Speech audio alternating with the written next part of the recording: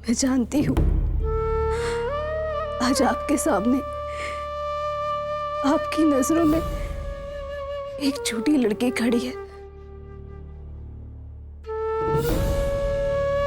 पर भाभो मैंने इस झूठ को हमेशा आपको बता देने की कोशिश की। कुलदेवी की पूजा से लौटते ही मैं आपको सब सच बता देने वाली थी,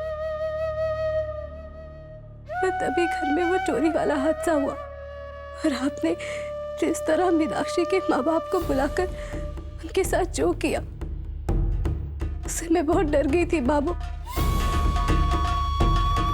बाबू मैंने अपने माँ बाप को अभी खोया था, मुझे लगा उन्हें अपमानित किया जाएगा। बाबू मैंने अपने भैया भाभी को हाथ बांधे आपके सामने खड़े देखा, लगा कि मेरी निर्दोष भाभी को शर्मिंदा होना होगा, और तब मैं कमजोर पड़ गई बाबू, हिम्मत हार गई। मैं जानती हूँ बाबू कि मुझ पर झूठी होने का थप्पा लग गया है, इसलिए मेरी कही हर बात आपको झूठी ही लगेगी। पर बाबू उस दिन से लेकर अब तक मैं बहुत डर में जी हूं, हर पल घुटी हूं। पापा ने मुझे कभी झूठ बोलना सीखने ही नहीं दिया, इसलिए झूठ के साथ जीना मुझे आता ही नहीं है। मैं मानती हूँ कि शुरू में मैं आप सब में से किसी के साथ नहीं जुड़ पाई थी, पर बाबू अब मैं इस घर से जुड़ी हूँ, और इन दिनों तो मैं हर पल आपसे सच कहना चाहती थी, पर नहीं कह पाई। शायद सच को मुझे सजा देने के लिए इसी तरह सामने आना था। आप मुझे जो सजा देना चाहे मुझे स्वीकार होगा, पर बाबू मैं इतना ही कहूंगी कि मैंने झूठ बोला नहीं, बस सच को छुपाया जरूर है आपसे।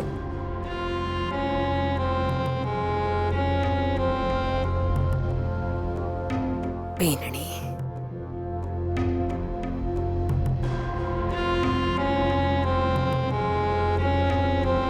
तू ठहरी 14वीं पास, वो भी पूरे राजस्थान में 3रे नंबर पर। रे शब्दों को घुमाने फिराने पर उतर आएगी। तुम्हारी जैसी अनपढ़ गंवार का की मुकाबला थारे आगे। मन्ने न पता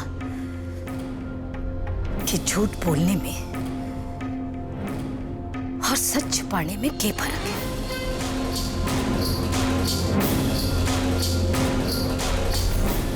ना, मन्ने तो सिर्फ इतना पता है कि तूने इस घर को धोखा दिया है और इसकी सजा तो नहीं मिलेगी, पर उससे पहले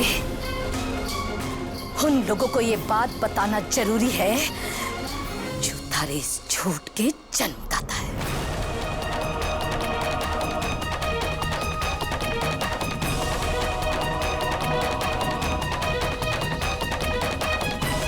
मोहित चल फोन लगा अम्मी का।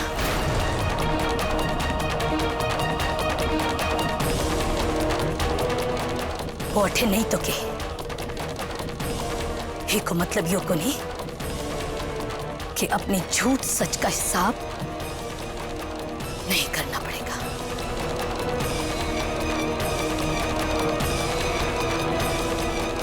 चल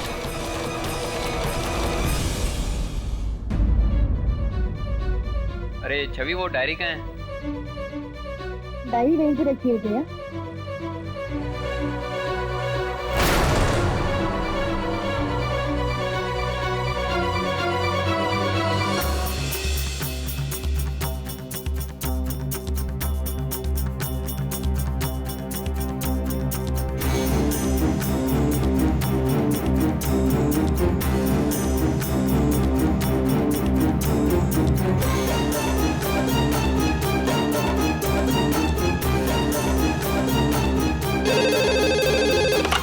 हेलो अंकुर जी, मैं मोहित बोल रहा हूँ।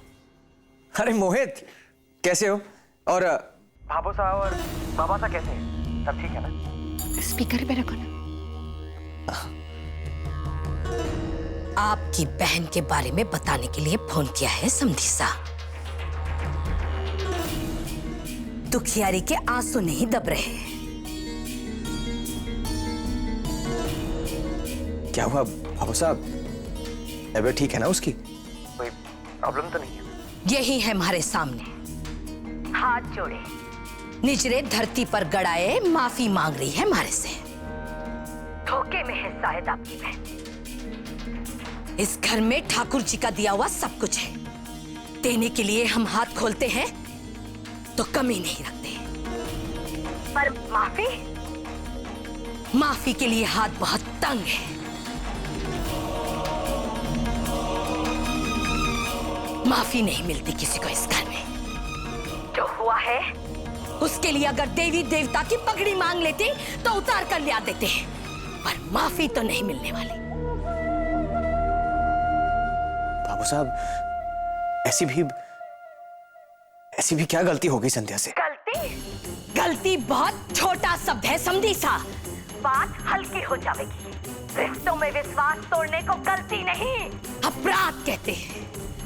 सासू से झूठ बोलना गलती नहीं कहते हैं, अपने पति को धोखा देना गलती नहीं कहते हैं। ऐसा अपराध है जिसे मरे ही माफी ना मिलेगी। बाबू, मैं नहीं जानती कि वहां पे क्या हुआ है, पर संध्या कभी झूठ नहीं बोलती। कुछ गलतफहमी हुई होगी। अच्छा, आप भी उसकी सच्चाई के प्रमाण पत्र बांट रही है। चोर चोर ने साधु के वे तो कुण मांगे। झूठ रे, झूठ सिर्फ इसने ही नहीं बोला है, आप लोगों ने भी बोला है हमारे साथ। पूरे परिवार ने खेल खेला है हमारे साथ, चालबाजी दौड़ रही है खून में सबके। झूठ बोलकर अपना बोझ आंगन में फेंक कर गए आप लोग।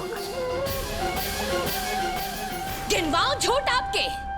झूठ ये कि आपकी बहन घर को काम पानी की तरह पीती है, जबकि उसने अपने घर में एक पानी का लोटा तक न उठाकर रखा होगा।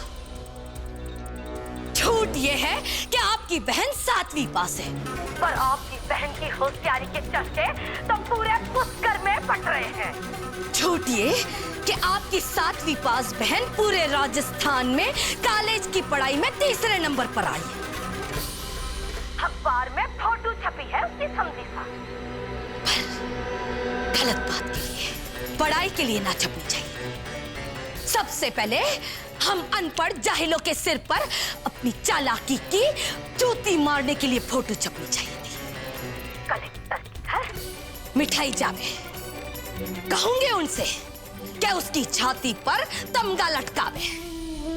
खेल कैसे खेले हैं लोगों के साथ सीखे इससे। झूठ की जगह रहा समझन सा। आपकी ननद पढ़ाई के नशे में इसने हमारे आंगन में ऐसा नाच नाचा कि जेल के दर्शन तक करा दिए मैंने।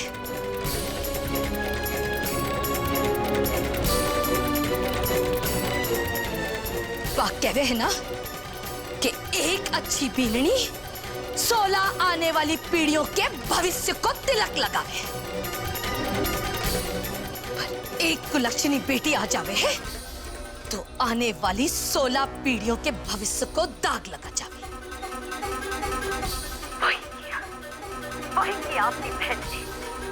मूर्खों की आत्मा स्वर्ग में रोती होगी कि जितना कमाया सब गंवा दिया।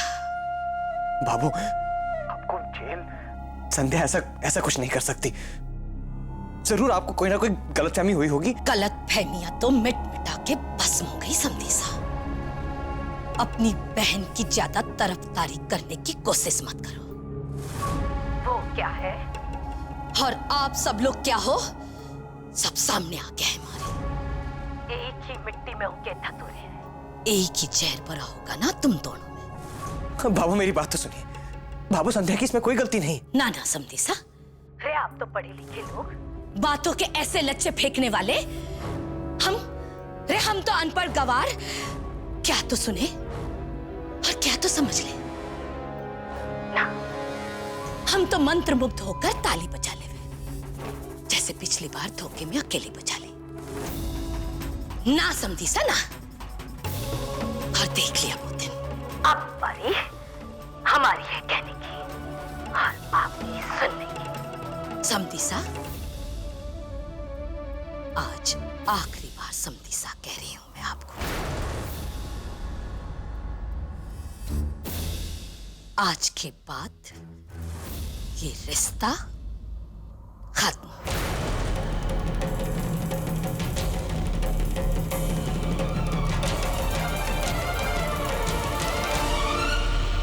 समझी सा, हमारे घर के कोने कोने में भगवान बसते हैं। क्यों? क्योंकि यहाँ झूठ के पाप नहीं होते। अगर ये झूठी इस घर में रही तो हमारे ठाकुर जी इस घर से विदा हो जाए। इसलिए आपकी इस बहन को घर से विदा होना पड़ेगा।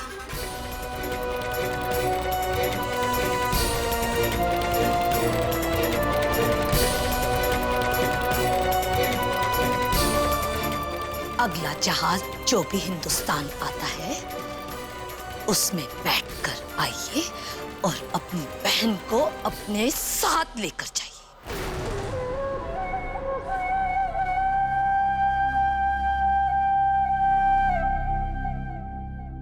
भावो साहब इतनी बड़ी सजा मत दीजिए उसको।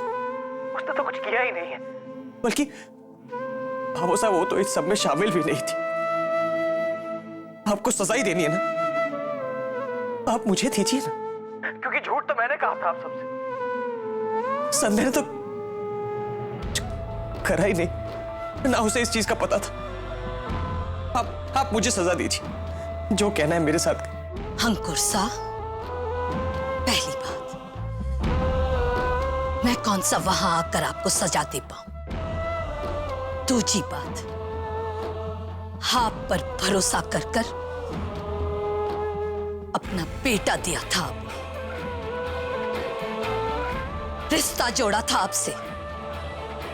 उस भरोसे की ऐसी धज्जियां उड़ाई आपने कि हमारी इज्जत, हमारा नाम जानने वाले हमारे मुंह पर चटकारा ले रहे।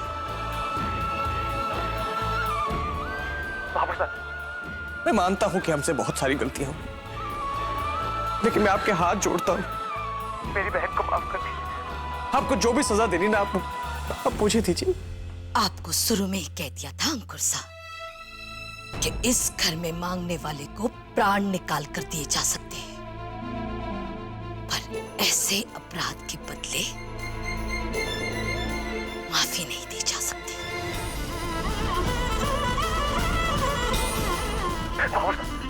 बाबू साहब एक बार मेरी बात सूरज जी से करवा दीजिए। एक बार बाबू साहब। क्यों? सूरज से क्यों? हाँ? अंकुर साहब, रिश्तों का मतलब आपके यहाँ समझाना चाहता होगा, लेकिन हमारे यहाँ आज भी रिश्तों में सच्चाई बाकी है। जे आप इस धोखे में हो कि अपनी बातों के लपेटे में हमारे बेटे को लेकर हमारे बेटे ने अपनी मां के खिलाफ खड़ा करवा दोगे तो ऐसे धोखे में मत रहना। आपको समझाने के लिए कि रिश्ता के हुए है, मैं आपकी अपने बेटे के साथ बात करवाती हूं। ले सूरज,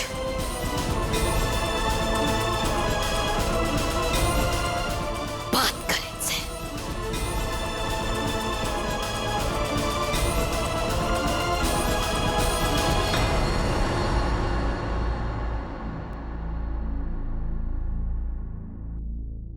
जी सूरज जी मैं मानता हूं कि जो हुआ वो गलत था। सूरज जी, इतने समय से संध्या आपकी आंखों के सामने है ना? आपने उसे कुछ तो समझा होगा, कुछ जाना होगा उसे। सूरज जी वो किसी से कभी झूठ नहीं कह सकती, कभी नहीं। यहां तक कि इस घर से विदा होने के टाइम उसे तो ये भी नहीं पता था कि मैं अपने स्वार्थ में आकर आप सबसे झूठ कह रहा था। आप सबसे ही क्या, उससे भी। सूरज जी उसे तो ये भी नहीं पता था कि आप पढ़े लिखे नहीं। मैं तो कहा था कि आप पढ़े लिखे हैं। उसे कहा गया था कि आप एक अच्छी सरकारी नौकरी करते हैं। उसे तो ये भी नहीं पता था सूरज जी कि आप 9वीं पास है। सूरज जी, कुलदेवी के मंदिर से आने के बाद उसे आपके सच और मेरे झूठ का पता चला। सूरज जी, मैं आपके हाथ जोड़ता हूं, मेरी बहन निर्दोष है सूरज जी। उसे मेरी गलती की सजा मत मिलने दो। सूरज जी, संध्या की सिर्फ यही गलती है कि उसने अपने भैया और भाभी की इज्जत रखने के लिए ये झूठ निभाया। उस पर भी घूट रही थी वो जिसने कभी किसी से झूठ नहीं कहा, कोई गलती नहीं की। वो बेचारी हमारे बाबू का बोझ कैसे उठा रही थी मैं जानती। वो सही समय पे खुद आके आपको सब कुछ बताने वाली थी। उसकी कोई गलती नहीं है सूरज, उसकी कोई गलती नहीं है।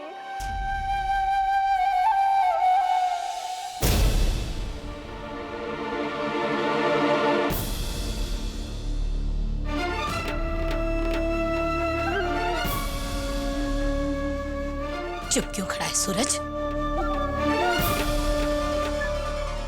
जवाब दे। रे क्या उनसे कि हम ये धोखा बर्दाश्त करने वाले नहीं हैं। क्या उनसे कि आए और अपनी सच की मूरत बहन को यहां से ले जाए।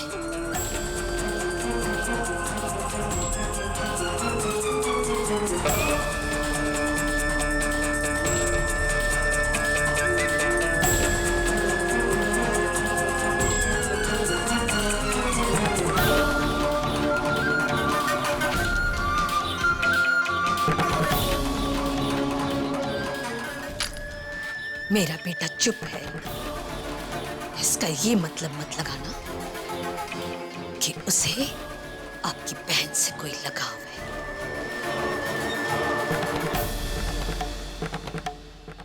भोला है ये, इसने कभी किसी को धोखा ना दिया, इसलिए धोखे की मार सह नहीं पा रहा। इसका वो दिल है जो कभी किसी का दिल ना दुखाता है। चोर को भी चोर कहकर उसका अपमान ना करने वाला हमारा सूरज, उसके साथ आप लोगों ने क्या किया?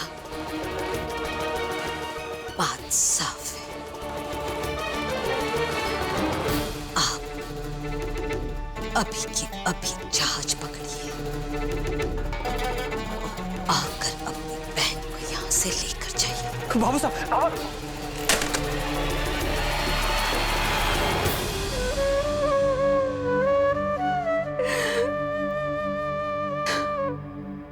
क्या कर दिया तुमने अंकुर? ये क्या कर दिया संध्या के साथ? उसकी जिंदगी बर्बाद कर दी। अपने किए की सजा अपनी बहन को दे दी। अंकुर,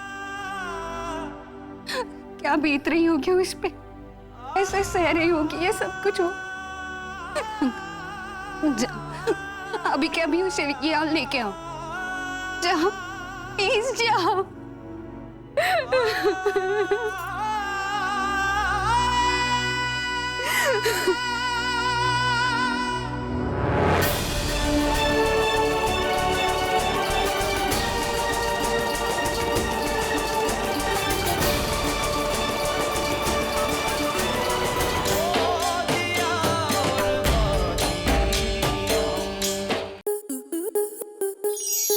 आपके मनोरंजन पर अब नहीं लगेगा कोई ब्रेक। स्टार प्लस के बेहतरीन शोज देखने के लिए लाइक, शेयर और सब्सक्राइब करें स्टार प्लस यूट्यूब पेज को।